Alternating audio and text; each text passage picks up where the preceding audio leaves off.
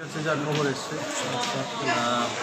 প্রায় এখানে 11 আরও 10 জন না, প্রায় 20-25 জনের মতো মেয়েরা হঠাৎ করে ওদের পেটে ব্যথা হচ্ছিল, তো আনইজি ফিল করছিল ওদের প্রেয়ারে, এবং বেশিরভাগই ভুজং গার্লস স্কুলে আর একজন তুলসীবতী মহারানী সেম স্কুলে।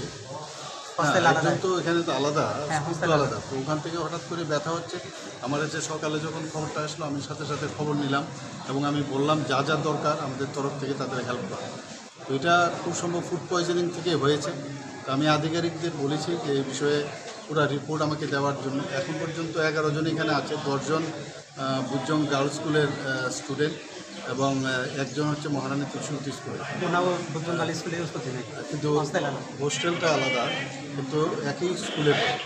তো এখন ওদের শারীরিক যে অবস্থা আমি দেখলাম, ডাক্তারবাবুরা বললেন যে সবাই সেটেলড আছে, ভয়ের কিছু নেই। একজনের একটু জ্বর আছে, আর বাকি সবাই সেটেলড আছে।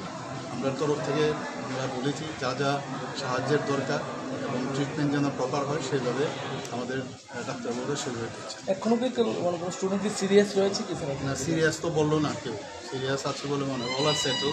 আরেকটা ভালো জিনিস হচ্ছে এনএচএমের যখন খবর পেলো, এনএচএমের যে অ্যাম্বুলেন্স গাড়িটা তৎক্ষণাৎ চলে এসছে এবং ওদেরকে রিট্রিভ করে এখানে নিয়ে এসছে। এটা হচ্ছে সবচেয়ে সময়টা কিন্তু একদম নষ্ট হয়নি। সাথে সাথে ওদেরকে প্রায় 4টার মতো অ্যাম্বুলেন্স ছিল, তাদের অধীনে সবাই মিলে এখানে নিয়ে এসছে।